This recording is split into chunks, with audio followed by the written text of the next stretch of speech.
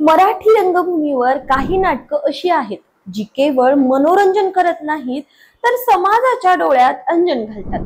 त्यांच्या संवादातून इतिहास जिवंत होतो आणि अभिनयाच्या जादूने प्रेक्षकांना विचार करण्यास भाग पाडतात।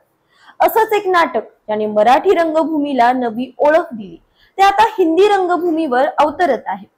कलाकारांच्या आयुष्यात अनेकदा अनपेक्षित भेटीगाठी होतात, कधी स्टेजवर, कधी प्रमोशनच्या निमित्ताने आणि कधी तर राजकीय नेत्यांसोबत। अशा भेटींमधून कधी हास्याचे फवारे उडतात तर कधी नवे विचार जन्म घेतात। आणि असंच काहीसं घडलं आहे एका प्रसिद्ध हिंदी अभिनेत्याबरोबर, ज्याने मराठी नाटकाच्या प्रमोशन दरम्यान एक मनोरंजक अनुभव शेअर केला। नमस्कार, मी अंजली आपलं स्वागत करते पोलखोल मध्ये।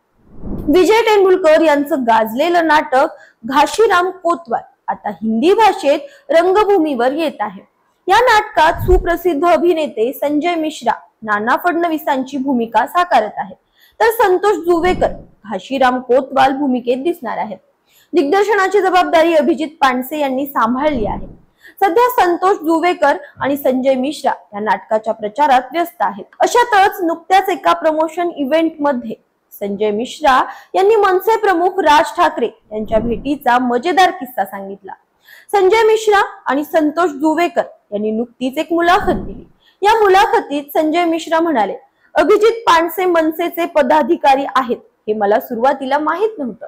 त्यांच्या पक्षाच्या ठाम भूमिकांवर माझा कोणताही आक्षेप नाही, पण याच माणसाने घाशीराम कोतवाल सारखं नाटक हिंदी रंगभूमीवर आणलं हे खरंच कौतुकास्पद आहे। ते मनसेशी जोडलेले असल्याचं त्यांनी मला नंतर सांगितलं, पण त्यामुळे मला काही फरक पडत नाही।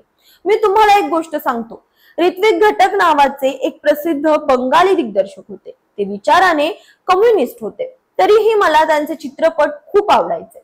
राज ठाकरे यांच्या पहिल्या भेटीचा किस्सा सांगताना संजय मिश्रा म्हणाले, या नाटकाच्या निमित्ताने एक किस्सा घडला। एक दिवस राज ठाकरे यांनी आम्हाला भेटायला बोलवलं।